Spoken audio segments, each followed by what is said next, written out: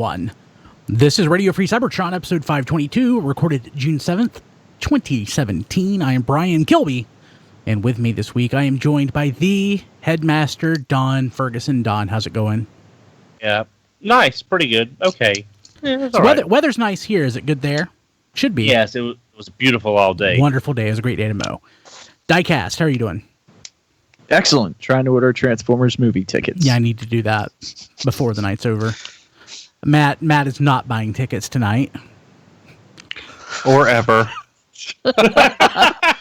and Matt proves to be probably the smartest one of the bunch. True. Chris, how's it going? Sadly, I probably will be buying movie tickets. Maybe not tonight, but soon. Maybe not tomorrow, but soon, and for the rest of your life. Okay, this is evidently at this point, yes. What, this is the weirdest thing. Sorry to cut in. I was just ordering tickets. It errored out, so I went back, and now it said, sorry, no showtimes have been announced yet. Nice. Okay. Well, there you go. And Rob Clay. Rob, how's it going? Oh, not bad. Yeah, we're just 2 weeks away from the last night. I'm kind of excited. Nothing yet has told me that it's going to be absolutely terrible. Well, for previous except for the first four movies. Yeah. Two and a half of them. Remember, those who do not learn from history are doomed to repeat it every other year. Or every 2 years, depending on how it works out. Yeah. Oh, counting spin-offs every year now. True. Don, I didn't want to think about that, and also I'm hoping the Bumblebee movie will be better because it's all new people. Yes. Don, what were you about to say? I was going to say, I'm trying to go in with zero expectations, but I'm not dreading it as much as I was the last couple, so yay. Yeah, there you go. Hey, everybody, so if you are not already, you should be watching us on your Roku. Go to tfradio.net/Roku and add us. That would be awesome. Also, you can check us out on Apple Podcasts and our RFC Insider mailing list. And you can actually find all of that stuff at our new website, tfradio.net. So it's the same domain that we've had since 1999.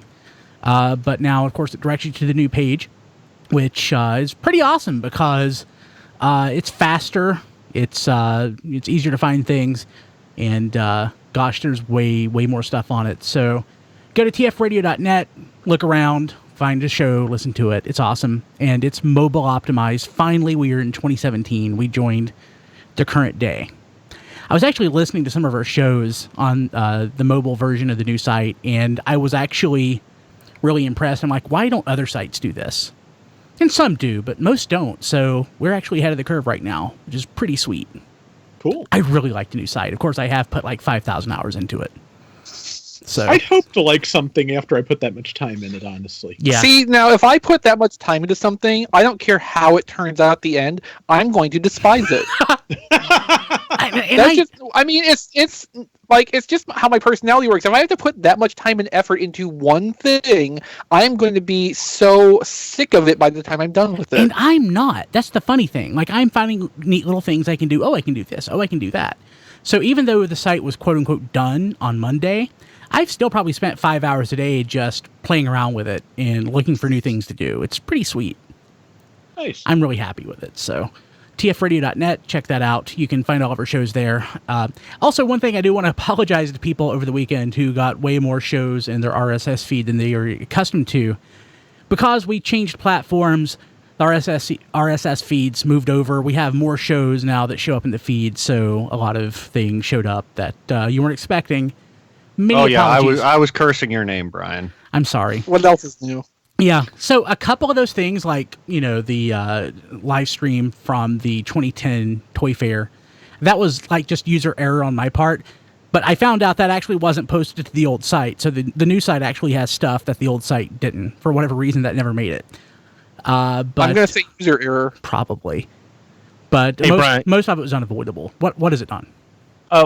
Can you put like an autoplay on the site so it starts playing the touch when you open up the web page? I would never do that. What do we look like? Tumblr? So only if it was a MIDI, and only if it were 1997. Oh. Yeah. Well, you can at least put Real Player off to the side that we can play it and stop it. I missed that. Okay. What else we got going on? Anybody get anything this week? I think a bunch of us Oh, got yeah. God Bomber. Yeah, I think we all got God Bomber. So I have some thoughts. Almost all of us. So, I'd first say- of all, my God Ginrai stands just fine all on its own, no support. I can wobble it and everything. And Matt has a similar experience, though he had to use one little trick with his. Yeah. Just one weird trick. Yeah. You won't believe it. So, the combination is not quite as solid as I would like it to be. I would like the chest to lock down more than it does. And also, the backpack connection, it relies on these two tiny little curved plastic clips, which I just know are going to be broken off of it within a month. They are harrowing looking. But I have more thoughts on God Bomber itself than God Ginrai, and a lot of that comes down to that sure looks like a 2x upscale of a smaller design toy. It does. Like at some point they took the CAD model that they were working on to develop this, and it's just like, you know what, this needs to be bigger than we're designing it. Just, hit magnify, zoom and enhance. I would say more likely it's just a sad state of, things just led to it looking like that. I'm certain Okay, so think about Universe Galvatron. That was designed initially to be a Voyager, and then it had to fit into a deluxe price point, and the density of detail, the proportions of it look like a bigger toy that was made smaller. And this has the exact opposite thing going on. Like, God Bomber's head with the helmet on is bigger than a Combiner's head, and if it was designed to be this tall from the start, it ought to have a head and helmet where it proportions out more like any of the leader class toys do. There's just a lot of weird stuff with the proportions and how it's engineered that make me really think it was not originally intended to be the same height as Super Ginrai. So the only thing making me think that's unlikely is the fact that they made it work with Super Ginrai to become, God Ginrai. If it didn't, I would be 100% behind it. But that's a lot of work to go in and retrofit or retro engineer a scaled up CAD model to make it work that way. It seems, they almost have to have done that from the ground up. The only thing I can think as a counter to that is that in the earliest stages where they were putting 3D models together, they thought they could make it work with an overall smaller figure size, and it just didn't end up panning out, and they kept as much as they could. Yeah, anything's possible. Yeah. What is it, Don? I was going to say, though, if this wasn't planned from the start in this size class, would they have made that many changes from our Optimus to their Ginrai if that God Bomber wasn't planned to be that way from the start? Because that's a lot of retooling from one Optimus to Ginrai, and it seems like that they wouldn't have needed to go that different if the God Bomber was going to be something else altogether. Well, I would have liked to have seen, I think based on what Chris is saying, is the original God Bomber was going to be something like a deluxe that didn't form. Or a Voyager, maybe. Yeah, almost something like, I would think of a Robot Master style God Bomber figure.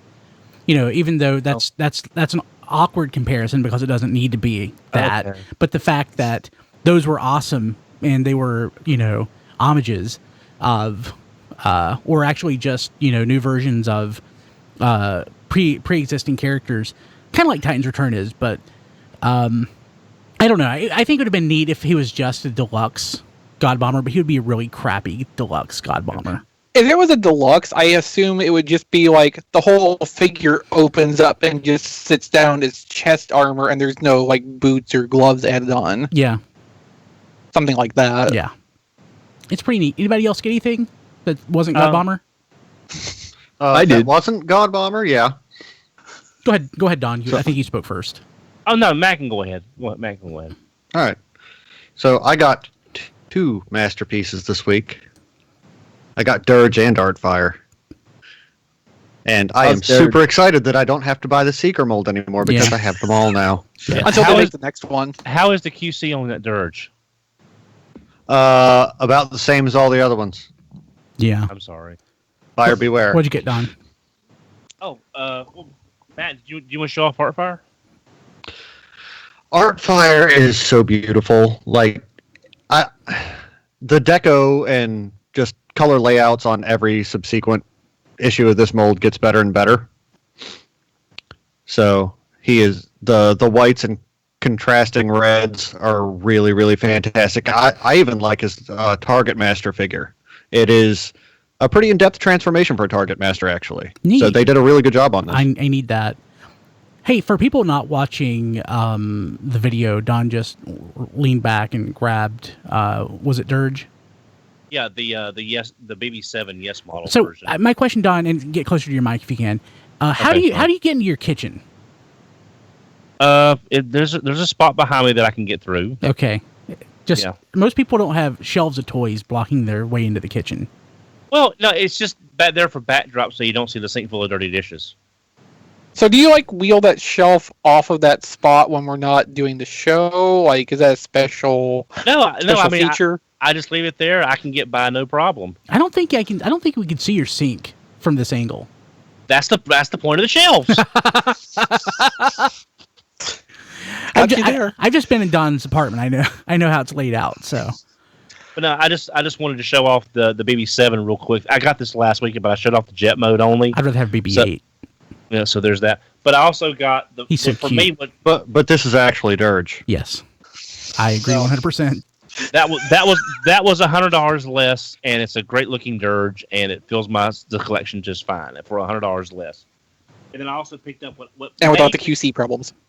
Exactly, that's one of the main reasons as well. And then I got my last Seeker for the moment. Depends on some other issues. I got their Ramjet. I literally just. We don't have anything left for There Goes My Money, are we? Well, this is all I got because everything else... I'm not going to be around for There Goes My Money. Okay. So that's why I show off everything. Yeah. Okay. So if the QC on him is as good as the rest of them, I'm very happy getting the BB7 Yes model Seekers. They are doing a Sunstorm, which looks more Sunstormy than the Takara version. It's more creamsicle without the red flavoring. And they're doing a clear, opaque, I don't say translucent, more of an opaque, clearly, whatever. An opaque clear. Well, it's not translucent like the Optimus, but it's not completely opaque either. It's kind of an in between. Okay, that's more transparent. What you're talking about would be translucent. Okay.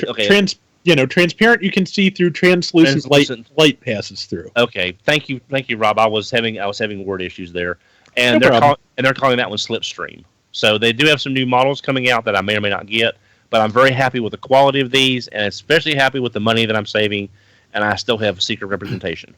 Very cool. Okay, let's jump to this week in history. Unless Rob, did you get anything? Nothing. Transformers. Kmart has the Marvel Legends 4-inch comic packs on sale for like $7.80 something a piece. So I got the Thor and Odinson pack, which is those figures are pretty nice, except for Odinson looking kind of like Weird Al. Diecast, did you get something? Yes, I did. I got Box of a KO upscale of Movie Megatron. Oh my god! And I've always loved that thing. So yes. that movie Megatron from Dark of the Moon, that was a Legend scale toy, and it was a small Legend, not Legends, Voyager. Voyager. And it was a pretty small Voyager, from my opinion. That thing is God Almighty. It comes with an extra mech tech weapon, one for his arm and a bigger one, because I'm assuming when they scaled it up, it was too heavy, too big to. They felt it was too big for his arm, so they gave you a smaller one for his arm. That's amazing. But does the same thing. That's about the size. It's more, is that about the size of Devastator? Or is that a Combiner Wars, regular Combiner Wars size Combiner? He's bigger than a Combiner Wars combined. But smaller than Devastator. A little smaller than Devastator, that is ridiculous. Yeah. Well, see, I just want that big mech tech weapon with a pistol grip on it, because that looks like the most fun gun toy. How much was that? I love that Voyager toy. Yeah, I do too. I'm not sure how much I paid for it. I think like on Sir Toys, you can get it. I think they include shipping, so it's like $75 on Sir Toys. Yeah, I'll stick with the original. Yeah, that's always been because I remember seeing reviews for this. about 2 years ago. So it's been out for a while. But I've heard the QC is pretty good on it and everything, but it's always been expensive. Even I've never seen it anywhere less than 60 to 65, and that's before shipping in some cases. That's crazy. Okay, let's jump to This Week in History. 1990, the Super God Masterforce episode, The Case of the Missing Plane, premieres in Malaysia in the original English. So it's interesting that they were able to finally produce that, release that original English version of Masterforce of this episode, because too many people had to watch the Japanese dub. So, you haven't experienced Masterforce until you've heard it in the original Klingon. Yes. And this is the episode that first introduces Minerva as well. Yeah. Or Nightbeat, as she's known in this. In the original English, yes. In the original English. Please don't blaspheme. Please don't blaspheme. Okay, so but this was the episode of Masterforce with the plane full of zombies, right? Was it? Yeah, I think it was. Yeah, it was. And that's just kind of awesome. So the original episode came out 87 in Japan, something like 87, 88. 87 or 88, yeah. In Japan. Of course, this is the Malaysian dub that we love so much. Came out in 88. The Malaysian dub. I've never actually gotten to see the Malaysian dub of Masterforce. Oh, I need to get that to you. It's wonderful. Yes, I would appreciate that. It's wonderful. Yeah, I found Headmasters dubbed, but I cannot find Masterforce or Victory. Masterforce is so great. So great. Poor Don. But yeah, so 2010, a demo for War for Cybertron multiplayer mode is made available to download on Xbox Live Marketplace. And I remember playing this demo because it was actually, I think they actually opened it for the weekend to non-gold members. Mm-hmm. I guess I played this. I don't remember it. I did. The multiplayer on those games was always really good. It was a lot of fun. It was a good thing to lead with. Also, happy birthday to RFC official historian Paul Agnew.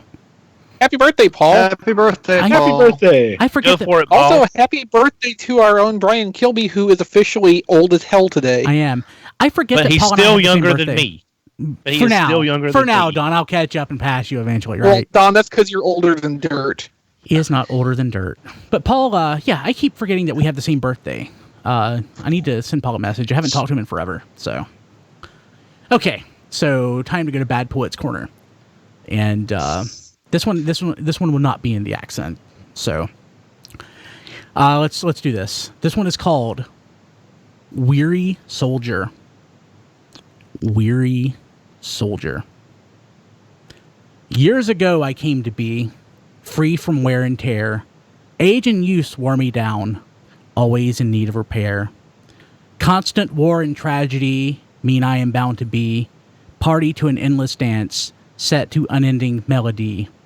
I am a weary soldier, still doing as I'm told. No peace and death for me. I am the seeker mold. Weary soldier. Weary soldier. Yes. Okay. Bad Poet's Corner. Meanwhile, Diecast is too busy talking on his phone to appreciate your poetry. Yes. Yes. Hey, he's got to get his tickets. He's got to get his tickets. It's a phone call. It's a Transformers-related phone call. Also, apparently he can still hear us, so we should try to talk as much as possible to disrupt him hearing his phone conversation. Yes. So Good job, guys. Let's see here. Let's go ahead and jump to the big item. So the big item this week, DX9 produces D12 Gabriel, their unofficial MP scale of Mega Supreme. The second one. Actually third if you count Genesis, but the second G1 style. And Genesis was not supposed to be Masterpiece alike True. Good point. So in response, Fans Toys slashes their price on Omega Supreme. Or I'm assuming it's in response. You kind of have to assume it's in response because we found out the price of Gabriel, which is, I think, $279. $279.99. And then shortly thereafter, the major retailers have price reductions on Terminus, whatever it is. Giganticus. Yeah, that. Ouchicus my Walletus. It certainly seems like the price reduction on the Fans Toys model is in response to the substantially cheaper DX9 Gabriel. I have one question, Yes. though. One question, though. This thing has been up on pre-order forever, Terminus Giganticus, and it should be shipping soonish, right? August is August, yeah. So Yeah. if it had sold well or sold through, they wouldn't have dropped the price on it.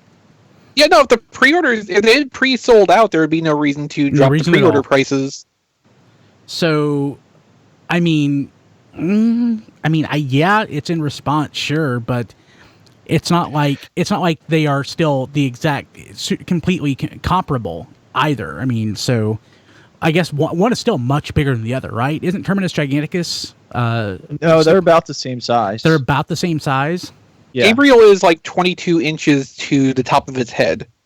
Dang, still big. Yeah. Now I mentioned this in pre-show, and Diecast mentioned this as well. We both have Fans Toys Dinobots, and we know the quality that Fans Toys will usually produce. So going into that, there's a certain level of expectation from Fan Toys, like you would have with Mastermind Creations and things like that, because they've been around for so long, and we've seen the products increase to a very high quality level. DX9 has also improved their quality a great deal over the last couple years, but this is the first time I think they've done a figure this huge. And Fans Toys does have a slight advantage from having done the Dinobots, so they're a little more used to a larger scale figure. Granted, Omega is not a Dinobot, but each piece kind of is about a Dinobot size, give or take there. So I think a lot of people, the reason the pre-sales aren't sold out yet is with the amount of money that they are asking, even with the price reduction, people are waiting for reviews to see how it turned out. Yeah, as well. Selling it in two parts was a really dumb idea too, and I don't think that anybody's ever gotten past that. When I say it was a dumb idea, I think that's me understating it. It was an absurdly dumb idea to have it in two parts. But So the thing is, go ahead, Don. You can go ahead and finish. Okay. I am not an Omega fanboy.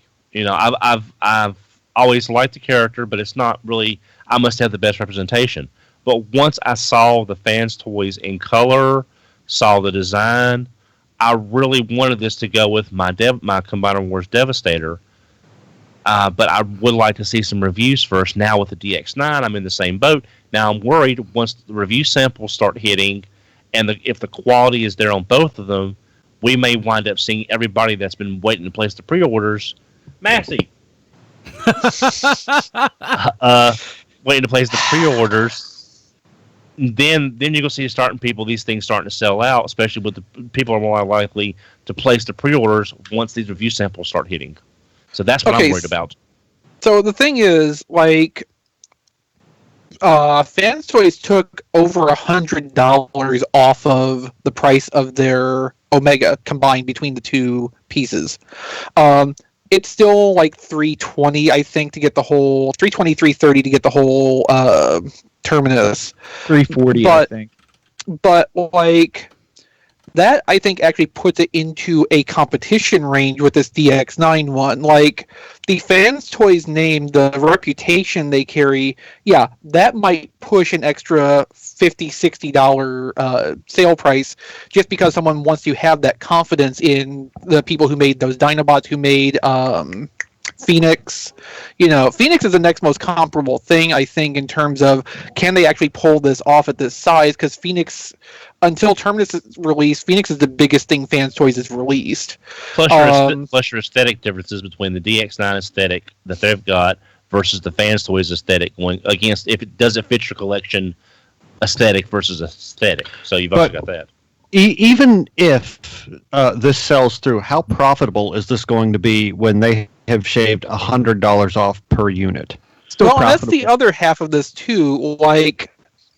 How much were they inflating the price because they thought they could? Yeah, I don't. How much extra were they padding onto their retailer cost just to try to finance other stuff, or just to basically we're the first ones who've done something this big in this scale, and we're the only ones. We can price it however we want to. No, they're not. I mean, there's been plenty of other third-party toys that have been that large.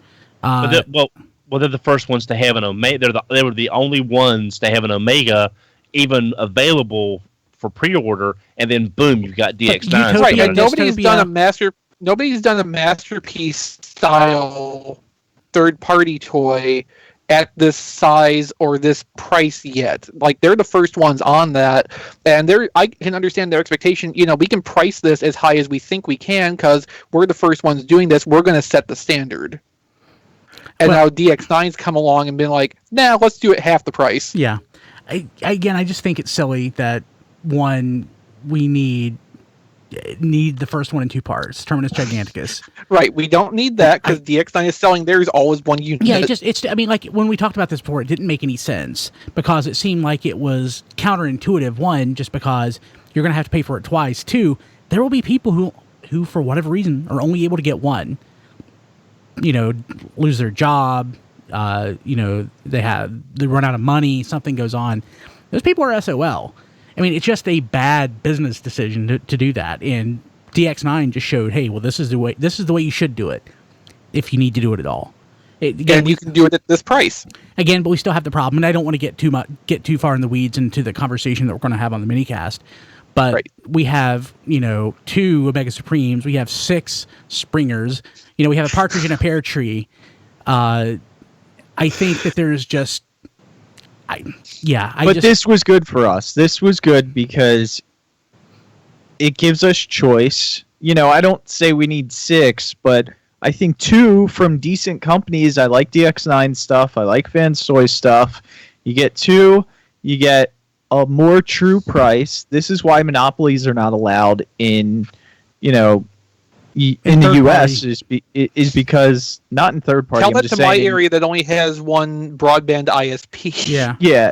Monopolies are not allowed because then they can they can be controlled, but they're allowed put whatever price out they want. So to a point, but this is a true showing of, hey, well, you know, maybe Fans Toys could have did a little bit better on the price, and now they are because there's competition out there. I do want to point out one thing though, like in comparing this to a monopoly.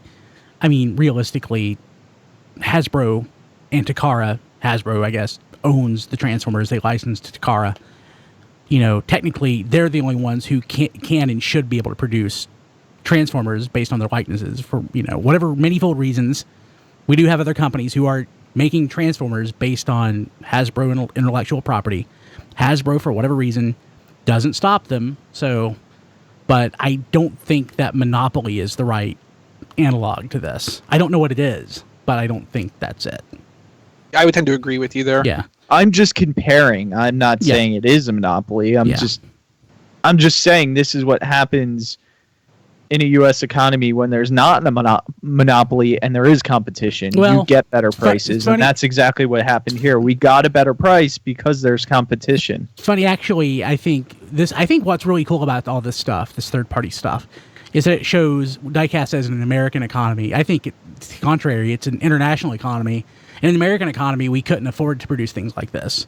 It's only because these are produced in China at, you know, for basically next to nothing that these are even possible. Okay. And it's great that there is a second one of these to drive down the price of the first one for people who want to buy the first one, even with the option of a second one to choose from. At the same time, arguably neither of these should exist at all. Yeah. No, they should. I'm not getting. And I'm very helpful. I'm very thankful that they exist. And I'm so excited about Omega Supreme. I set up my G1 Encore Omega Supreme, which is a little bit off camera. I put a video on Twitter at Diecast2 of just Omega Supreme running around the track, and I love it. Yeah. I mean, I'm really looking forward to a third-party Omega Supreme. So before we move on, 2 things I want to specifically say about this DX9 one. One is that the tank, the main body, when it's in tank mode, apparently can actually accommodate Dionaut from the Diaclone reboot line. Oh, that's awesome. In the transformed head. There's a little control panel and stuff in there. It is also supposedly going to have some level of interactivity with DX9's War in Pocket toys. That is cool. So this apparently will also have like playset functionality. So there's a little bit of extra like value in how you can use it with their products. Yeah. Yeah, I do kind of hope that if both companies do well, I'm hoping the They DX9.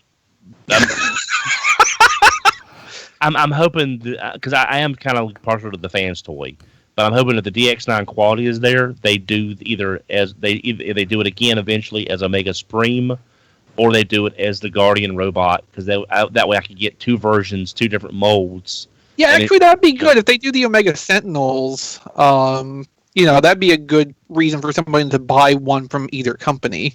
So are you saying Omega Sentinel or the Guardian, or are we using those as the same thing? I use it interchangeably. I know that's not 100% correct, but and of course Omega Supreme, just because it's yes. Okay, so like I want a more in pocket if someone doesn't know Omega Supreme. Exactly, that's where I was going with that. Yes. I don't care if it's DX9 or Iron Factory. Somebody just do the small scale and make that the Omega Supreme. Yeah, I would buy that. So let's move on to the rest of the official news. Yes. Okay. Let's see what we got going on. Tokyo Toy Show. We had a pretty comprehensive mini-cast on that this past weekend. Go to check that out at tfradio.net. But a few things showed up. I did the Beast Wars Masterpiece Dinobot design.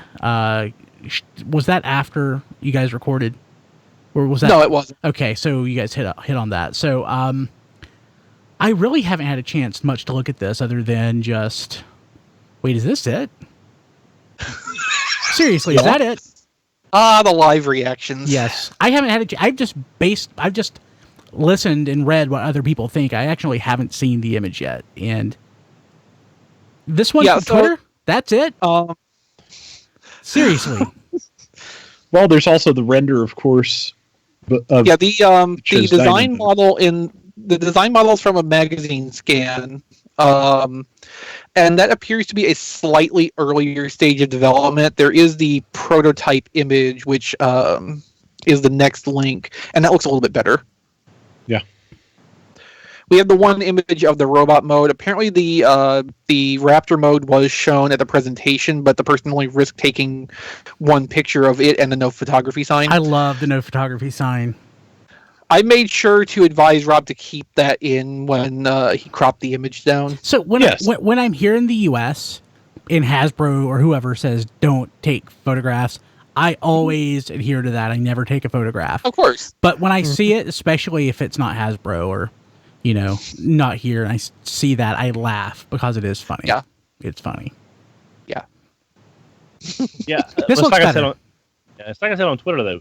I don't see the little pouch of magic powder to make it transform properly. It's not in any pictures yet. And like all this stuff that we're seeing, like you can see little clues. Like you can see the robot legs tucked up into the Raptor body in the images in the first link.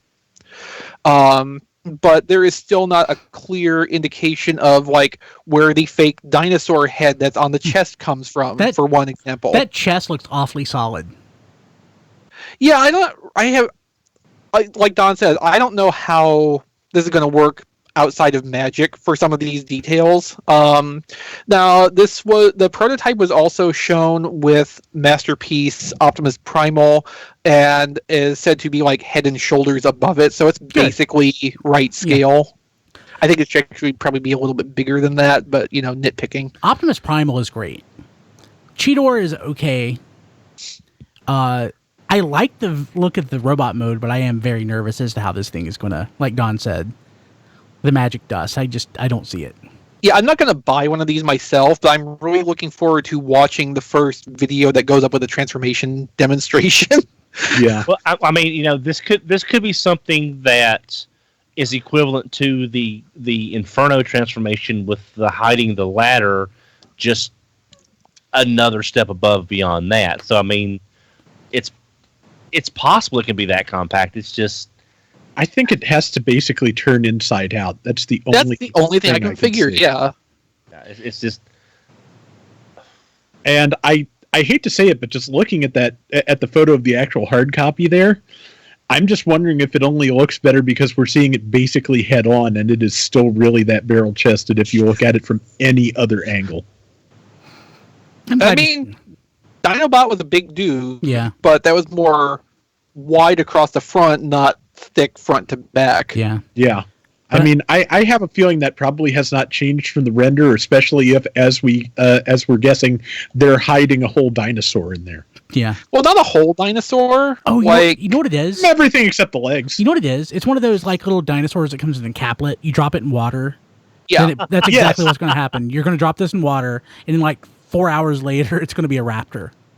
Well, the tail's the weapon, so there's... Yeah, the tail's the weapon, so I think the only thing they actually have to hide inside the body is the raptor head and the forelimbs. But if we're assuming it turns inside out, that would just be on the inside of the panels anyway with the raptor skin texture. So, like, there's not a whole lot of mass they have to account for staying inside, because the dinosaur legs or the robot arms like they're supposed to be. That's evident enough from what we can see.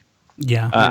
I'm just hoping if this thing gets KO'd or knocked off, they call it like a dino saucer and put it in really weird space color. Okay, so guess what doesn't look so great? Legend Sixshot. I like it. He's okay. He's okay. The teal looks the green teal looks wrong to me. Is It's that accurate to the headmasters. that's why it looks wrong to me? Okay.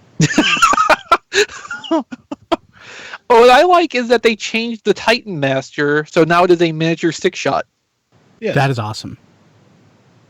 It would have really pissed me off if they had done that and it looked like Daniel, like like Daniel's armor or something. It'd be like, okay, now even Takara's trolling me at this point. Well, I mean, yeah. What I find weird is that I feel like the Hasbro head is more what I would expect out of Takara, and the Takara head looks more Hasbro. Actually, Except for the paint. I mean, like, the shapes in the show are a little bit different from the Hasbro one, but yeah, the detail level is more like... Well, I agree with Rob. You would figure Hasbro would make the Titan Master a small Sixshot, and Japanese would do the weird Headmaster reference character. Yeah, and just also the details on the level of detail and the shapes on the Japanese head just strike me as being farther from the animation model than the American version is, which is weird. And it's so weird they're showing off the submarine mode, whereas they don't have the gun issues to show it off as a gun. I love that. So I guess he's 7-shot now. Oh, yeah. Okay, so I collected from Twitter reports from the Takara Tomy presentation, and some reference was made to that, and basically the explanation that was given translated out as grown-up issues. So, like, apparently it's not something they can go into in detail, but I assume based on Hasbro having to identify it as something other than a gun, Takara is following suit just to keep in step and make sure nothing comes back on either side of this if something bad happens. Well, I'm hoping we get a great shot out of this, because that would be kind of nice to see a great shot come out of this. Who will also be a submarine. But I think you're probably right, and I think another possibility is that since Takara sells to an awful lot of other Asian territories, there it may not just be Japanese law they have to worry about with these things anymore. Yeah, it's a really fiddly thing. Yeah. Go ahead. And they could finally get a decent Brave homage with Shadow That Mars. they will never do. That they'll never do. But I'm just saying, this is another example of they're practically saying, here, you have Brave fans that are still alive from the 90s. You could do this for them. Oh, you don't love them. Okay, never mind. No, they don't. I hope they're still alive from the 90s. What do you guys think about Doublecross? Pass. I think he comes with Blur's Target Master. Yep. I like the Deco better than the Hasbro one. Yeah, that's Especially my the thought. Deco on the Headmaster itself. Yeah. Oh, I'm fantastic. terrified. I'm terrified all that paint on the Titan Master's head is going to come off in the socket. But just to stand there by itself and be a tiny little white Leo, that's cool. That's why you stand that one next to the figure and use the Hasbro head. That's my plan. So, like, I feel a lot better about getting Takara Doublecross, having seen really good pictures of how the Deco turned out. Oh my God! So much And yeah, paint. I'm going to take the cannons and the Titan Master from the Hasbro one and put that on the Japanese one and call it a day. Makes sense. Yeah, I've pre-ordered it already. Which bothers me on some level because I still just don't really like that mold that much. But this one looks so much better. I'm just kind of making myself okay with it. Plus Target Master. Any thoughts though on Misfire Broadside before we move ahead? Misfire's ordered. Well, obviously. without a moment's hesitation. Oh, that Misfire looks beautiful. And yeah, Misfire looks great. Broadside's leave behind. Poor Broadside. I mean, the Takara Deco. The Takara Deco looks fine. I just don't need to own that mold again, and I probably didn't need to own it the first time. Yeah. But you will own it again as Tidal Wave. Well, I will. Not for any longer than I can help. I will. I'll have it. For anybody out there listening who, couldn't get a Siege on Cybertron order in before they all sold out, I have a Tidal Wave for sale. Nice. Okay. So Chris RTXV on Twitter. Chris RTXV. So another thing we saw at Tokyo Toy Show is a God Ginrai set, basically, that comes with Minerva. Yeah, this is the Takara Tomy Middle Finger Edition God Ginrai. This is so maddening. Yeah. Oh my Hey, god. thanks everyone for just ordering Ginrai. And See, what I Don don't Takara get is trolling you. What I don't get here is, they could have made this Fire Guts colors. And then people would be Or Nucleon lining Quest. up to Either double way. dip. Well, I'm guessing. Nucleon Quest didn't come with the God Bomber. That was specifically just Nucleon Quest Super Convoy. Yeah. I'm guessing they're saving the Fire Guts for a show exclusive, because that would be like a really. Fire Guts is a very Japanese version of that mold, and well, exactly. But I got a feeling they're saving that as like, oh, you want a good show exclusive? Boom. The set's made, the box is made, just change the colors, and boom, you got your Fire Guts for Wonderfest. So Fire Guts was the eHobby version, right? What was the basis of that? From Burning Justice? From Masterforce, when he goes up against Devil Z and he channels all of his choking power into the Burning Justice attack. He does it a few times, but yeah. Okay. I don't remember that specifically. Look, the thing is, it's solid orange, and I want it. Okay. Yes. Certainly. You know me. Certainly a thing. What else we got going on from Tokyo Toy Show? What about the details from the Transformers presentation? Any big nuggets there that we can glean? Well, grown-up issues with Sixshot being a gun or a submarine. Let me skim through this and see what I actually wrote, because that was several days and many, many news posts ago. It's been a heavy week. It's been a... Okay, so at the presentation, they showed silhouettes of the upcoming Legend stuff, which is probably just a December assortment. Overlord, Topspin, Perceptor, Bumblebee, and Sea Spray. Perceptor and Topspin are not going to have Target Masters. They're going to have Titan Master partner vehicles. So that's probably where Shuffler's Elephant Tank is going to end up for one. And probably some Fangry's thing is still unaccounted for, I think. Have they gotten Saw back yet? No, they haven't. Also Ramhorn. Yeah. I wonder how many people are going to have to import the one with Shuffler just to get a Shuffler. It's looking. Shuffler is wonderful. I need Shuffler. And that doesn't account for Shuffler's head either, which may be coming with Bumblebee or Sea Spray. Now that would actually make sense if Shuffler and Sawback are the vehicles that come with Topspin and Perceptor, and then Bumblebee and Sea Spray get the heads. That just sucks, though. God, that just. Yeah. I'm sorry. That's just like, Not as bad as Repugnance is coming with a Voyager. Yeah. Yeah, true. But I mean, it's various varying degrees of suck. Not that much differentially increment from each other. It's all suck. I just bought the last Shuffler on Amazon For $15. Yeah. It's amazing. Right? Of course, I searched for Shuffler, and of course, the first 10 results were card Shufflers, which made me laugh.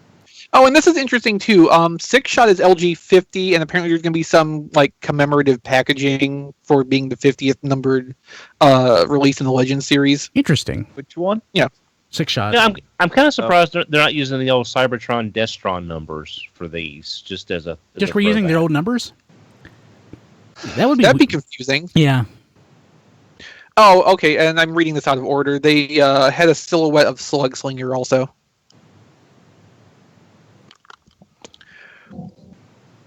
But that's about it. They talked a little bit about the masterpieces, but there's not really anything new there. And we already talked about Dinobot, so... Yeah.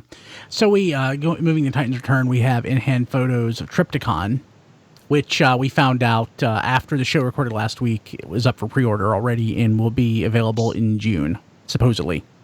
Like the end of June, I think it's supposed to be. Which is this month. Yes. We're already in June. Yes. But the end of the month. The end of the month.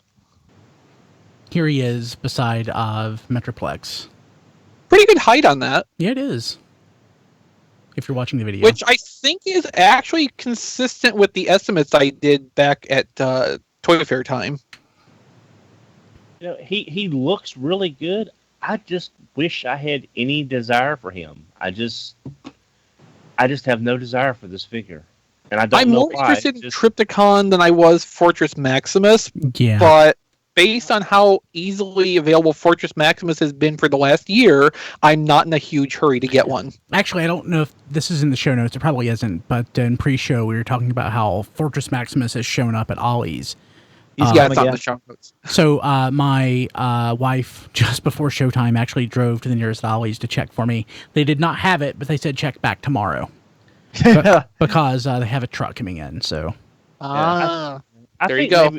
I think my problem is I was so let down by the Fortress Maximus toy. It's sort of carried over to like Trypticon as far as just not really caring. It's just I was so disappointed in that Fortress Maximus toy after putting all that effort in trying to get one. All the dynamics I did cannot make up for a poor toy. yeah. So let's see here. What else we got going on? We have I feel bad because I'm just like going right over that, but I don't really have a lot to add. We've talked quite a bit about Trypticon over the last several months, and it's closer. We have photos in hand. I will say this: the person's collection, the person's room, that this is photos are taken in. I love it because it looks like everybody's collection I know. It's not full of like detolfs with like it's bookshelves. Yeah, it's not full of detolfs with like stuff that that I would never put in a detolf. Like mostly when I see like collections where people have stuff in glass, 80% of the time it's just junk that I would never ever bother putting in such a nice case. But this is a very realistic looking collection. I really like it, and it's full of stuff that I own. Okay, so let's see here. What else we got going on? Titan's Return Wave 5 Deluxe is in package. Misfire, Windblade, and Twin Twist. That Windblade looks really nice. It does. Well, I like it. No. Yes. No. Yes. No. What's wrong with it? Well, look at those forearms that just are suddenly twigs after having normal sized biceps and elbows. They don't look that bad to me. Really? Coming right off that elbow? That gigantic elbow? Right? It's a robot. The face is also disproportionately tiny to the rest of it, which is kind of a consequence of having to put the whole headdress element on the same size piece as would normally be like a face and a small bit of helmet. There's, just like proportion issues like that because of the parts they had to reuse and the design they're trying to map to something that has to be a consistent size. I'm all for it. I don't hate it. I'm not hating on it. It's not my favorite, but I like it. Well, to me it looks a lot better than the Warrior class that we got from RID and the earlier version from Generations as well. It just looks better to me. And in a lot of ways, yeah, I will agree with that, but there is just those little elements of it. The arms especially are the big hang-up for me because there is nothing demanding that the forearms be that thin or that abrupt in their transition. I don't think a more gradual transition would have helped much, but they could have just left them, basically the same thickness as the upper arms. It all would have worked fine. I am really excited about Twin Twist, of course. I'm not crazy about the way the tank treads stick up off of his arms, but It's not a deal breaker. It's not a deal breaker. Everything else about the figure is fantastic, so I can get past that. Yeah, I'm wondering, do you think maybe they can be turned or swiveled or something, and that's just the way they are in the package? Doesn't bother me. I look at that like Prowler Blue Streak stores. Except that these are coming off of the biceps instead of the back. Yeah, I don't. But and again, Prowl and Blue Streak are supposed to have those door wings because that's the character model. It looks like they might swing to the back of the arm, but it's hard to say. Well, okay, I'm pretty sure it's the same just static hinge setup that Topspin has for the wings. Mm-hmm. So those could probably swing out to the sides and be like wider and more prominent, but I don't think the hinges themselves will fold back any farther. Yeah, I could be wrong, and that'd be swell in this case, but like I'm expecting it to basically be the same as Topspin. Yeah, because if you look at the depth of the inside of the tread, that's not going to be deep enough to accommodate the width of the shoulder. So even if it does fold back, it would be at like an angle. The interesting thing here with Misfire is I think this is the first time that the Legends toy has gone up for pre-order, at least that I can recall, before the Hasbro version came out, or that I was able to come across it. Yep. So I can skip this one. Yeah. And I don't feel any anxiety from doing so. And like Hasbro Misfire is fairly comparable in appearance to the Takara one. There's little minor differences. This has like sticker detailed tampagraphs, but they're not super far off. I still prefer the Takara one though. I mean, if I see it, I'll buy it. But if I don't, I'm not going to have to order it or something. Well, Misfire was one of my favorite Decepticon Target Masters, and I'll probably get the U.S. version to keep carded because it does look really nice on that with that card art and everything. But I'll probably get the Japanese one to open because of the Target Master. Damn it! I was trying not to double dip too. Oh, you just have to work the dynamics a little harder. That's so exhausting sometimes. You saved $100 buying a fake dirge. You can afford it. Yeah. It's not. They were always real to me. So. And just in the chat, somebody mentioned this just to make Matt's earlier point. The reason that Prowl and Blue Streak had that in their animation model was because, of course, the toy that the animation model was based on had that. So yeah, well, because they've always been there, but these tank treads on exactly Twin Twist arms have not. I just want to make sure that was clear. So yes, there's no animation model for Twin Twist to say that this is based on. That was the point. Let's see here. What else we got going on? Transformers tribute set reveals in leak Orion packs from Titans Return, Kup and War for Cybertron Optimus Prime. I want that cup. I don't want this set. I don't want to see this. It hurts. I like that. I like that Kup mold, so I want the Orion packs. But I already have that War for Cybertron. Here's the thing. Prime. Here's the thing. I would love to have the Kup, but I hate that War for Cybertron Optimus so much that I don't know that I can even touch this. I like it, but I already have two. Oh, okay. And it takes like 800 years to transform. Mm-hmm. I was going to say, like, you buy this and have a second one, so you have one that's always in robot mode and one that's always in vehicle mode, and you never have to transform again. But if you already have two, then there's no point. So I have the standard and I have the E-Hobby black one because it looks amazing. Did we have any idea what Orion Pax was going to be packaged with, and we saw that photo a couple weeks back? No. So we were expecting another Hasbro box set. Yeah. I like how it says on the back 27 steps for deluxe. That seems conservative, honestly. Yeah, it does, because that's one of those figures where you have to like orient things to a certain degree in order to get the next step to work right. It's not as bad as the Bumblebee from that line, but damn, man. No. So here's the thing about that.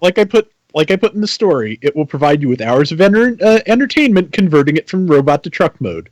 Once. So having him in the package, though, doesn't that just juxtapose current deluxe versus deluxe of 5 or 6 years ago? Or 6 or 7 years ago?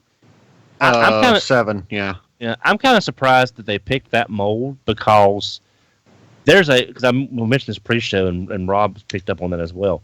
There's a lot of plastic. There's a lot of toy crammed in that War for Cybertron. A lot of parts counts, a lot of plastic. The sucker's heavy for a deluxe, and it's just weird that I guess to get the cost, I guess to get the set to cost out itself, with the cut being kind of slight as far as having a lot less plastic, a lot less materials, they can afford to put a more denser figure. I guess it's just, or the SRP on this is going to be $55. Oh Jesus! Are you serious?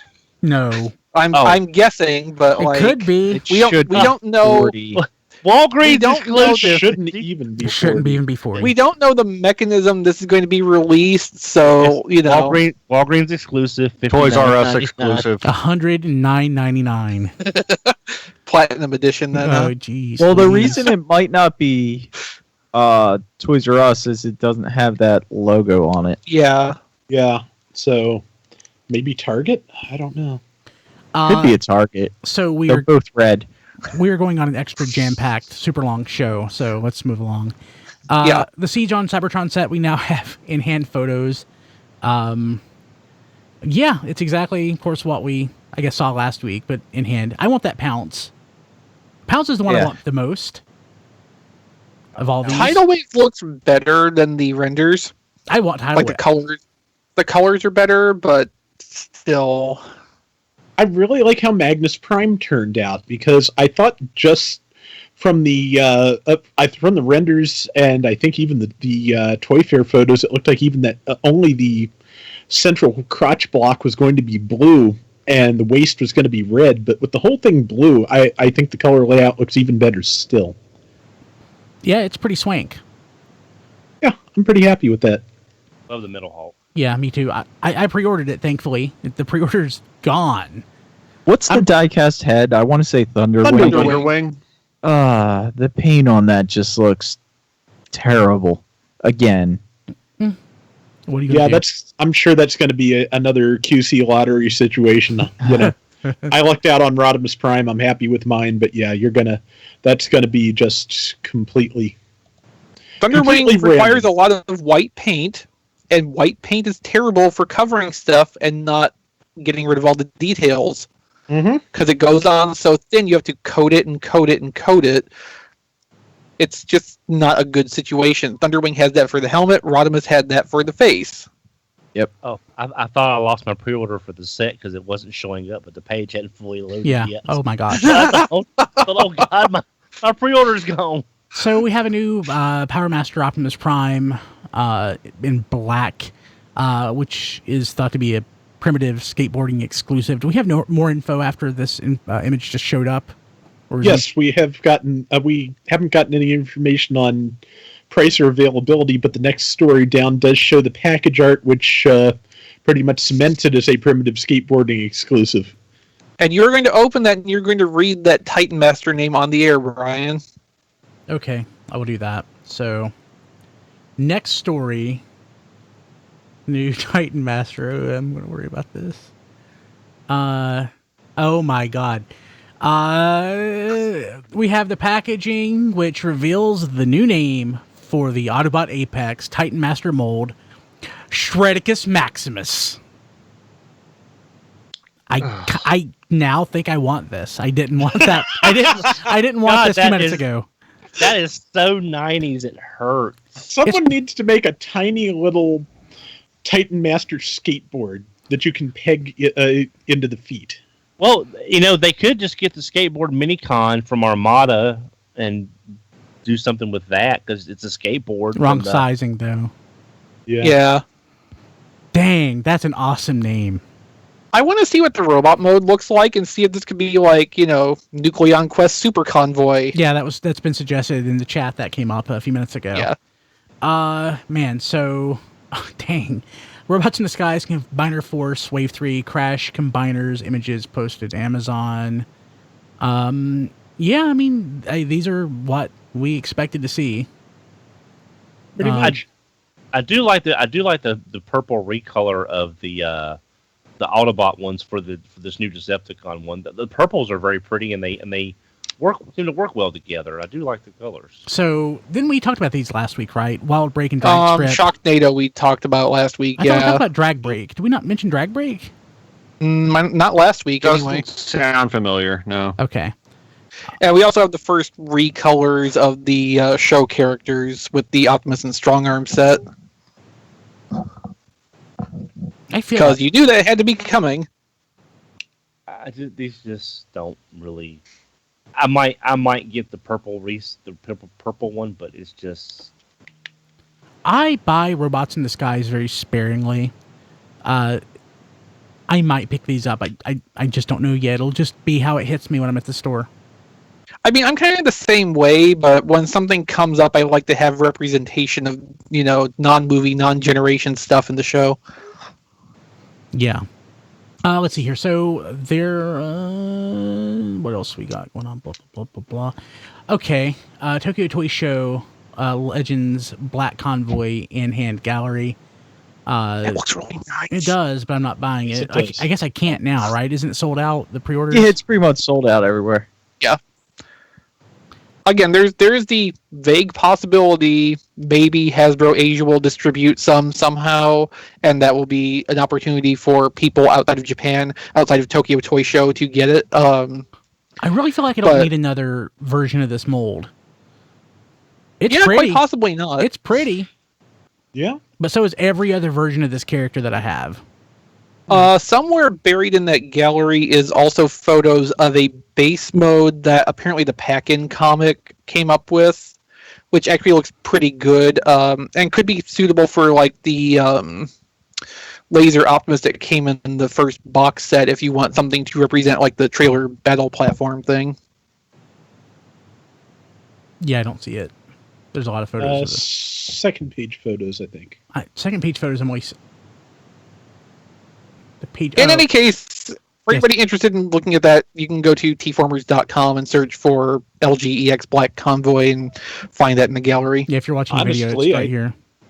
Honestly, I think it's a better looking base than some of the leaders have been. Actually, you're right. Okay. So, movie block. Official details for the SDCC 2017 Optimus Prime Voyager class figure. When this came through the mailing list, the guy saw that I'm super excited about this release. Just thrilled to bits. Yeah, not really. Yeah. So, what is it? It comes with... It comes with a piece of tire. Is it a real... A piece of actual tire used in the movie. That just does nothing for me. Yeah, me neither. I think it's a neat idea, but I have no great compulsion to own this. So you're getting a used rubber with a certificate of authenticity. Yeah, no. So it's, I mean, it's cool that it's something from the movie. I mean, that legitimately is cool. It makes sense because of how many vehicles they use in this. But knowing like my luck, if I got this, it would be like a car that's effectively an extra. It's just something that's you find on. I think they're all from Optimus Prime. Trucks. Yeah, they're all from Optimus Prime trucks. Okay, used in the movie shoot. That's pretty good. I mean, they've gone back to the fishbowl packaging for their exclusive, and it's a very well painted. Paint is not the enemy apparently for San Diego, but that's because you're paying double $1.5 times retail. Yeah, so it's like this would not make me want to go find a middleman for SDCC for this. Well, piece. you'll probably be able to get it at Hasbro Toy Shop, but I didn't want for months and months. Yeah, I didn't want like this version of Optimus Prime anyway, and I don't need it as an exclusive. It's a very good mold. I like the mold. Yeah. It's not worth $50 with a chunk of used tire. I mean, if you could get $30 for the chunk of tire, and you can't, Don. I know. I'm just saying, it'd be worth it then. But I mean, but what I think is replacing Trypticon this year.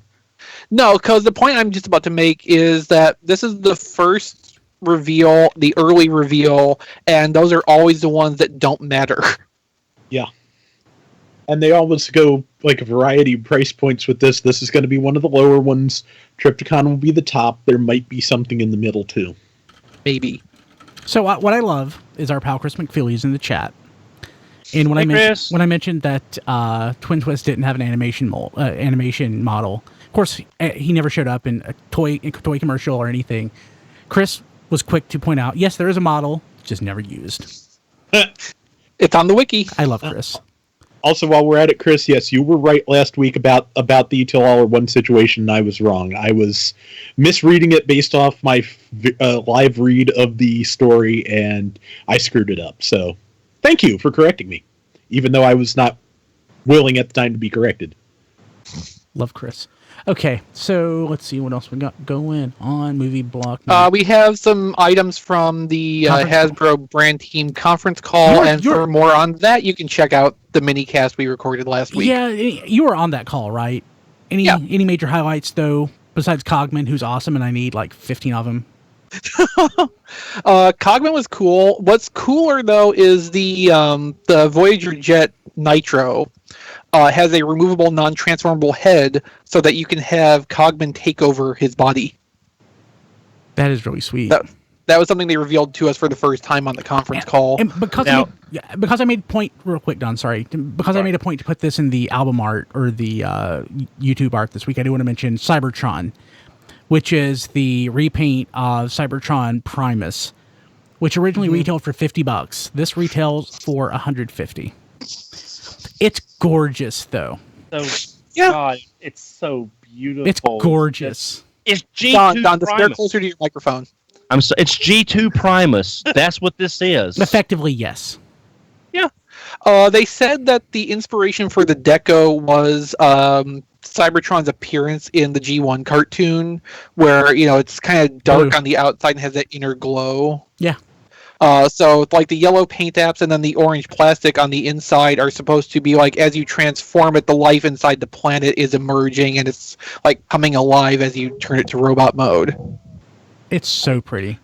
So I really like that concept, but I cannot buy. I'm not paying $150. I'm not buying this for full price. If it ever gets marked down to like what it originally cost. So maybe. So this, I guess, the mission to Cybertron. This is like a subline that's going to be focusing on the movie stuff. Mission to Cybertron is a Toys R Us exclusive line for the movie. Yes. So this will be a Toys R Us exclusive. Correct. And no wonder it's $150. And it's all like this is all like the repaints of previous stuff we've seen too, like the Megatron mold with the new head and the Terracons with the new Centerbot. But just to clarify though, Nitro, Cogman, all of those are mainline releases. Correct. Yeah. So. Yeah. Except Hot Rod, who is Walmart.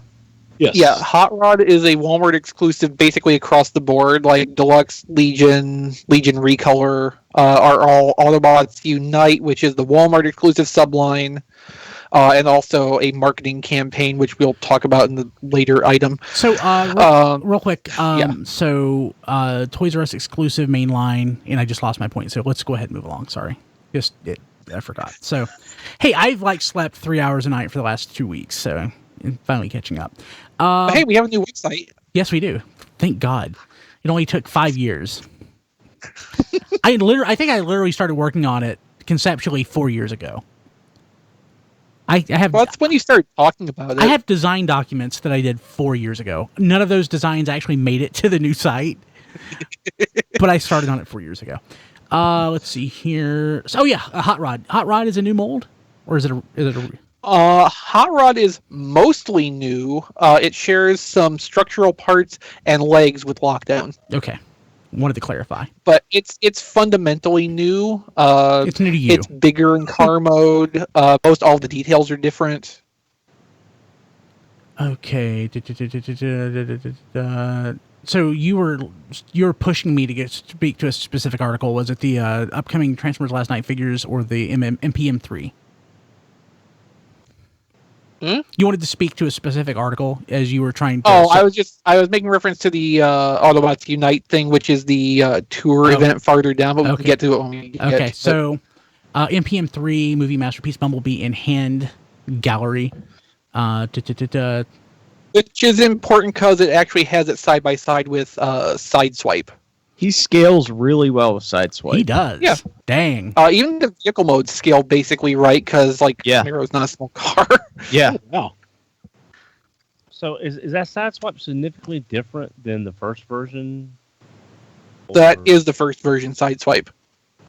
The other one's not out yet. Right. Yeah, But it will not be MV12 significantly different either. No, it won't be. Sideswipe Plus comes out in November. Oh, sorry. So Bumblebee looks Get nice. closer like that. Looks very nice. It does look nice. I don't know that I need to own one, though. I kind of want it. I think I'll probably end up picking this up. Well, isn't Human Alliance Bumblebee about the same size? But this Human looks Alliance better. Bumblebee's actually bigger. This looks better than Human Alliance Bumblebee, though, Yeah. to me. And I love that toy. I think in this gallery there actually is a comparison with Human Alliance and like a deluxe Bumblebee.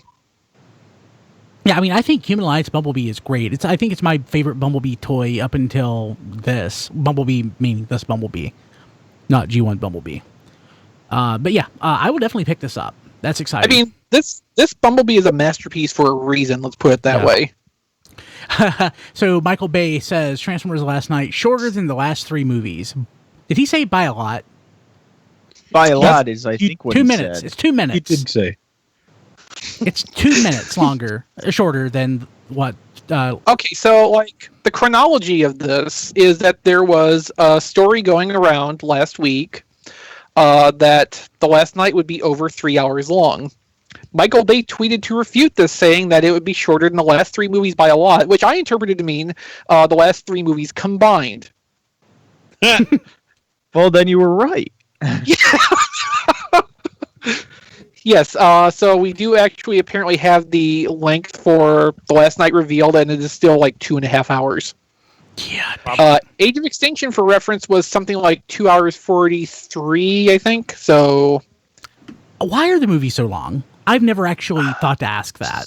Is it fear of editing? I mean, Michael Bay is overseeing the editing. So he oversees the editing as well. I believe. Of course I he does. do not know that for 100% fact, but it sounds right. Dang it. Okay. See, that's why I'm really interested in the Bumblebee movie next year that has all different people running it. Yeah. Okay. I want to see what a Transformers movie could be. I'm liking the more I hear about Bumblebee. I certainly am liking it a lot more. Let's see what else. Last night should be rooting for it. Says Forbes. What's up with that? Yeah, it's an article talking about how Paramount has not really had a good time of things since like 2016. A lot of their movies have not met expectations, and The Last Night is the last like what they're calling uber huge movie for the year, and it's also like their last major release until October. So pretty much this is the movie that's kind of being counted on to turn things around for them, kind of get them through to their next batch of stuff. And maybe they should make better movies. Well, I mean, so okay, so I personally really didn't like Star Trek Beyond. I really didn't like it. It sucked. But a lot of people did. A lot of people thought it was great. yeah, there's kind of like a split on Star Trek Beyond from what I've seen, which is better than Into Darkness got. It's almost universally panned. Or it should be. It's an abysmally terrible movie. But I can see why people like Beyond. It just didn't work for me. But I mean, I can't. Yeah, so I mean, but that's arguably a good movie. I don't know that it specifically speaks to the quality of the movies. I think it speaks to how, I mean, obviously to what people don't necessarily go see a movie because it's good. You have to market, you have to build excitement, people have to have interest. What I thought was interesting with this is that it's another entry in what we've been talking about for the last few weeks, where like so much expectation is being put on this movie to be a financial success, and we wouldn't be having these kind of stories keep coming up if there was actual confidence that it would be. Yeah. is kind of how I'm taking this. Like, the title is, we should be rooting for this, as in to say, we need to throw support at this because it needs to be successful. It's not saying, this movie is going to save Paramount. You know, there is a definite direction in how this is being phrased. Maybe they shouldn't, put all their hopes on a movie that's the fifth one in a franchise that has constantly diminishing returns with each new installation. Domestically. Perhaps. Yeah. Internationally, who knows? Let's see here. And again, international is becoming a bigger and bigger part of the Yeah, business. that's probably why we're not going to get a sequel to Power Rangers. Yeah. Wouldn't it be sad? Which actually deserves at least one sequel. And from what I've heard, the toy sales were good enough that it might happen. Oh, okay.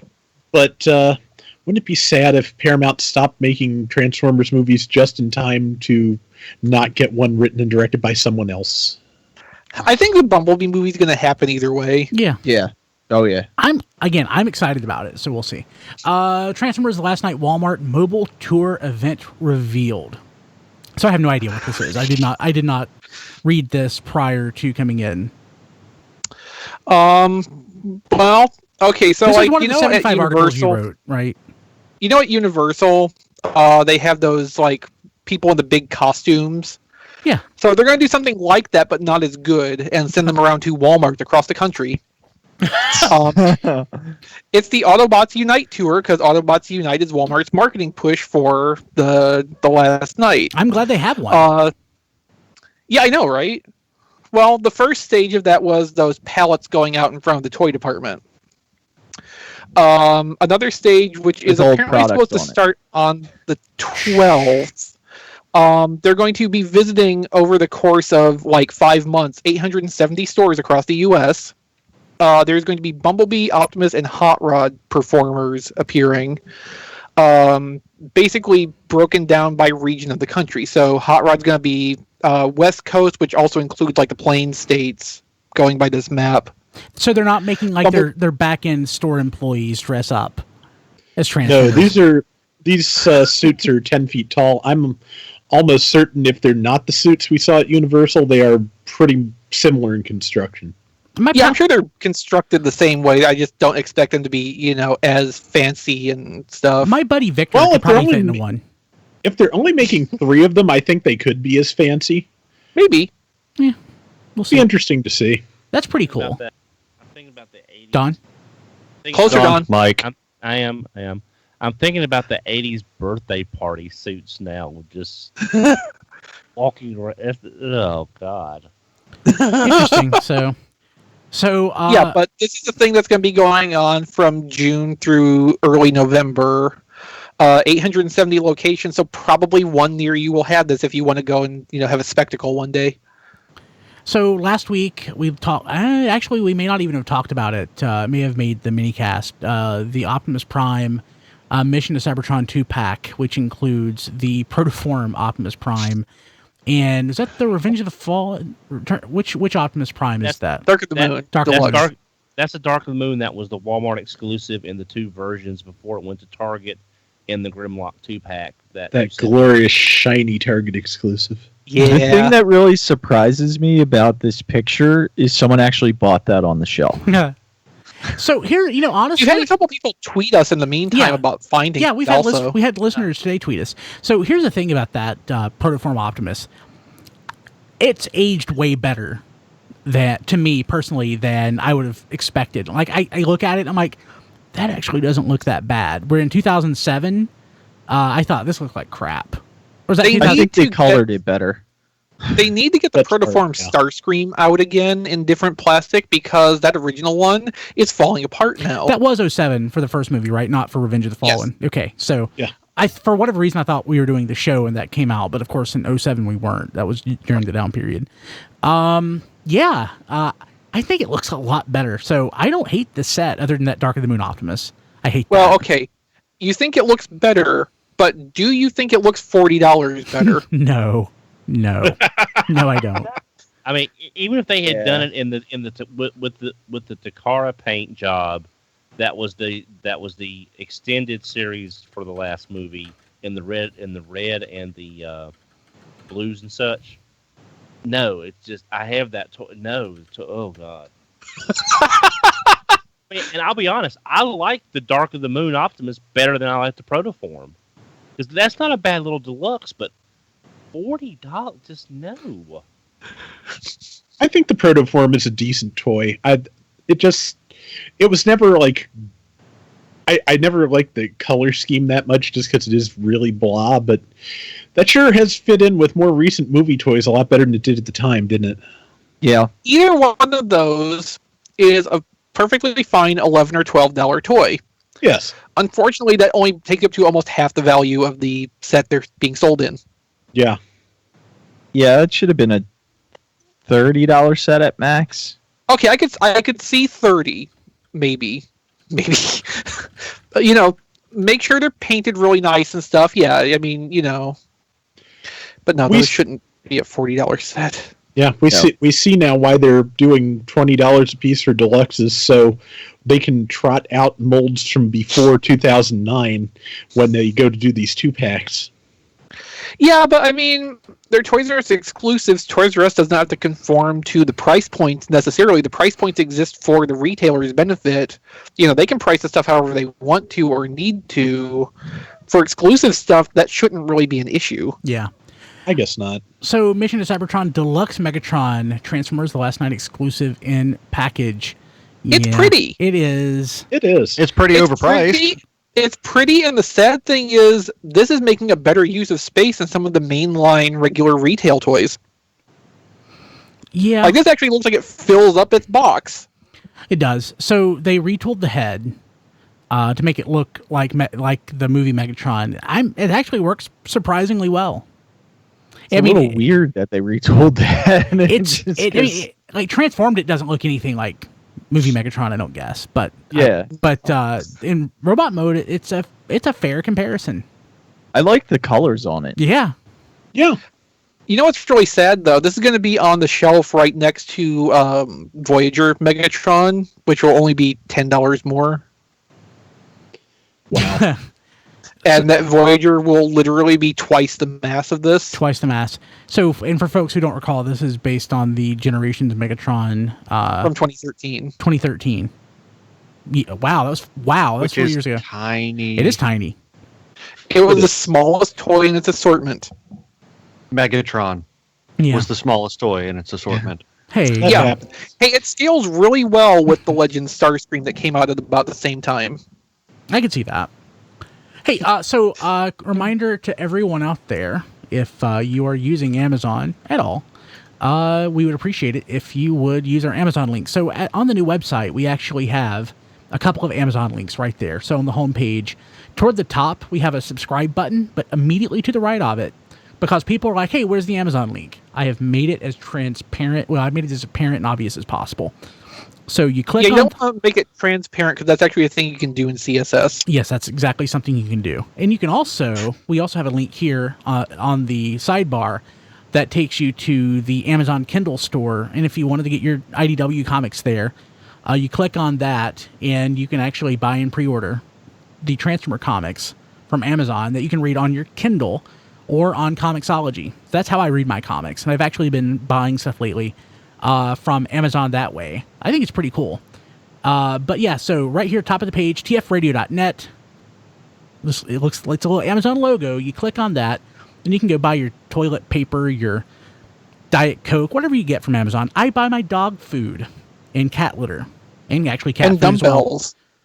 Actually, speaking... I say this to you very often, but don't have a heart attack. I actually found a really nice energy drink that I really like. It's called the Monster Hydro. I'm drinking it right now.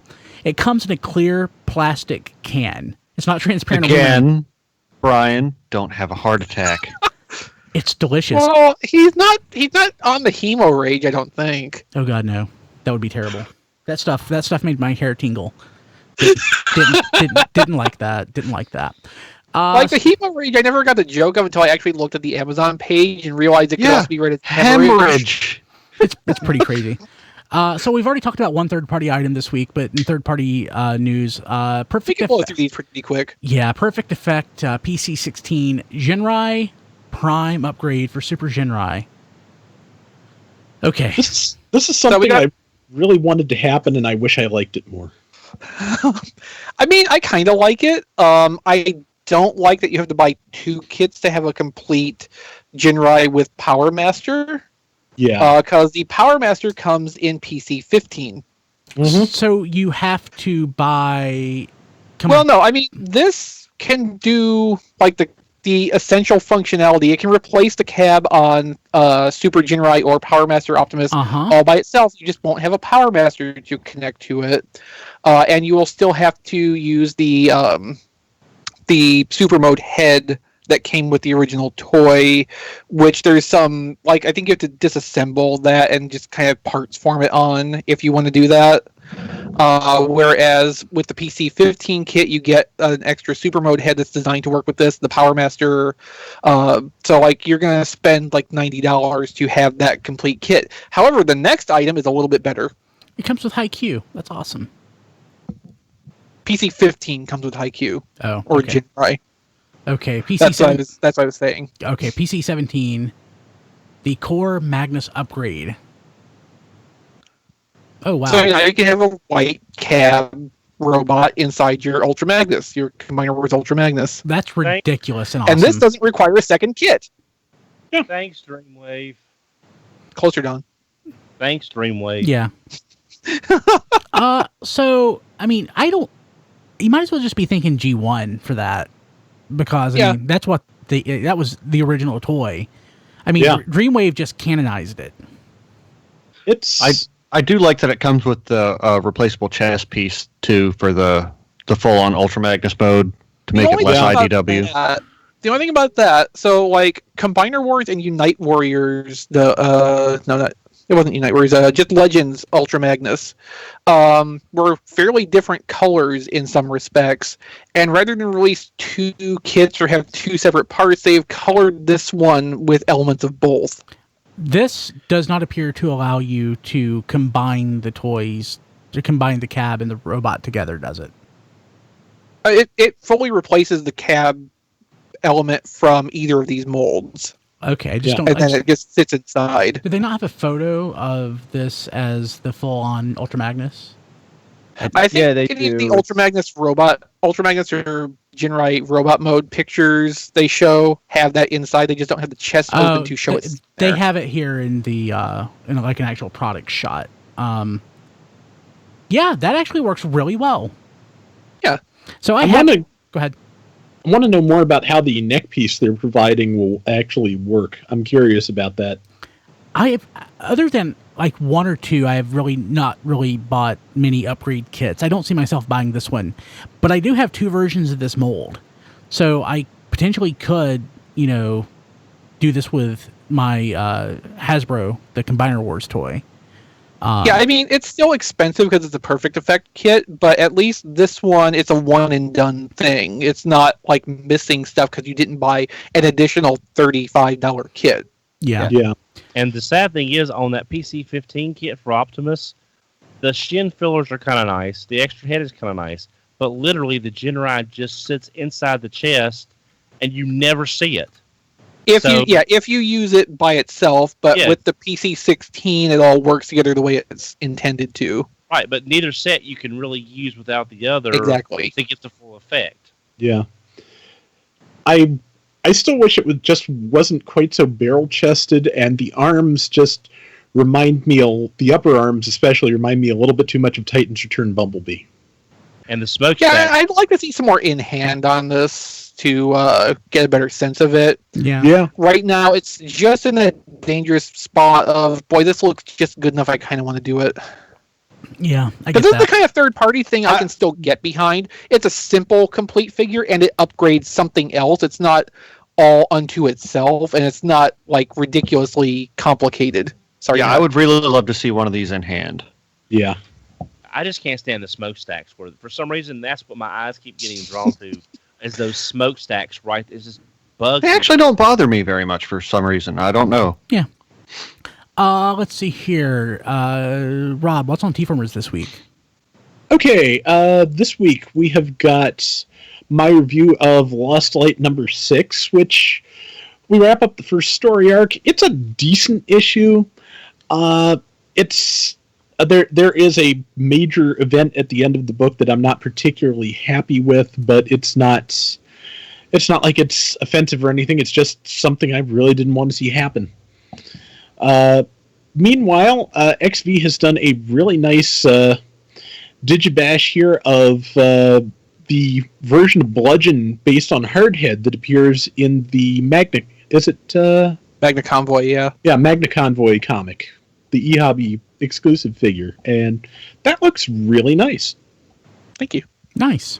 Actually, you know, because I brought this up. I mean, you brought that up. The review, it reminds me that it's Wednesday, which of course we do RSC every Wednesday.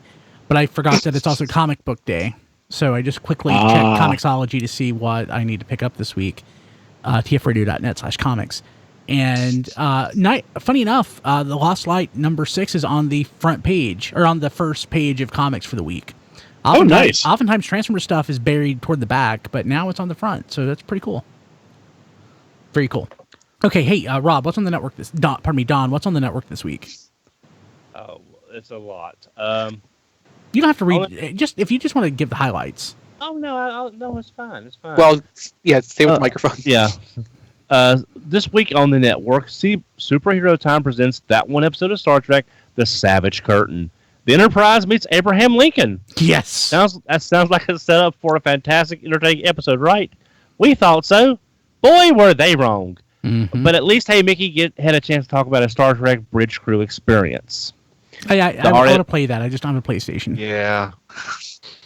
It's on other stuff, too. I just don't have a VR headset. Well, there you go. Well, just, Brian, you can get one, then you can be a VR trooper, too.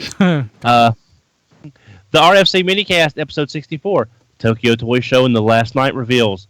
This week on the RFC Minicast, John, XV, Rob, and Melvar talk Tokyo Toy Show and Transformers 5, The Last Night Toy reveals. Being Awesome, episode 106, Melted Megatron Slushies and Optimus Razors. This week in Awesome, Rob talks about licensed Transformer products he bought before talking about upcoming toys and answering Q&As. It's kind of funny how annoyed people are about fidget spinners. Yeah. Hey, real quick. Yeah. Did anybody else try the Transformers slushie? Nope. I've had 2 now. They're tasty, but they in no way transform. It seems like they told me how they do this is they make an orange slushie, and then they put 3 squirts of grape into it. And it just sits there. I mean, like it might, you know, occasionally or eventually like mix in, but it looks nothing at all like the photos that they try to sell. Have you tried any of the other flavors? No, those are gross. I don't. Well, the orange grape sounds gross to me, so that's delicious. Yeah. So, Brian, it did not transform your day into an adventure. It did not. That's a shame. RPG Lessons Learned, episode 5, the Halloween game. On this episode of RPG Lessons Learned, our Halloween game, Dusty and Brian talk about a major plot twist, turning a player character's evil. Also an emotional thrill, an anticlimax, and Dusty believes that he put too much effort into this game's visuals. How was your weekend, episode number 7? So why aren't you doing what you love? On this episode of How Was Your Weekend, Wendy and Brian are joined by Stacey Stanford to discuss why aren't you doing what you love. Stacey talks about her editing side business, Wendy talks about working with animals, and Brian talks about podcasting. Why aren't you doing what you love, and why aren't you making a living at it? There Goes My Money, episode 19, Siege on Our Wallets box set. On There Goes My Money, we talk about the awesome Transformers we got this week, including God Bomber, Brawn, Repugnus. Repugnus is awesome. And more. And as always, we discuss this week's pre-orders. Now, Get the Skinny and Tape for Wrestling are on break this week. Check back soon for new episodes. Back to you in the studio, Brian. Thank you, Don. I didn't do a happy day or anything this week, but again, I have. Well, you don't put that here either. Well, but I guess we will because it's now going to be on the main page of the website. I can't control that. I can control that, but I'm not going to. I'm going to leave it. But all these podcasts, of course, can be found at tfradio.net. Diecast, did you have any reviews this week? Not that I can remember. You had God Bomber. Yeah, I had last week, wasn't it? But it showed up it's on the front page of the website. So if you want to check out RFC reviews, of course, you can do it through the website as well. Basically, his reviews show up in the feed, and you can subscribe right there, just like you would through YouTube, but you're doing it through our website. So you don't have to look. You don't even have to search. It's right there. tfradio.net. Okay, let's see here. Of course, you can find this episode at tfradio.net/522, and we have all of the items that we talked about. We'll have the podcast version and the video version available. You can leave us a voicemail at 931-99-GOBOT. That's 931-994-6268. You can also send us a text. We got a couple of texts and calls this week. We may get to them on the show next week. But again, that would be awesome. It's an easy way to get to us, and we would appreciate it. Also, on the website, I have, where the Amazon link is, I have a big Contact Us button. So a lot of times people had a hard time figuring out how to actually reach us if they wanted to do it through the site. Now it's pretty transparent, or pretty apparent. Obvious. It's pretty obvious.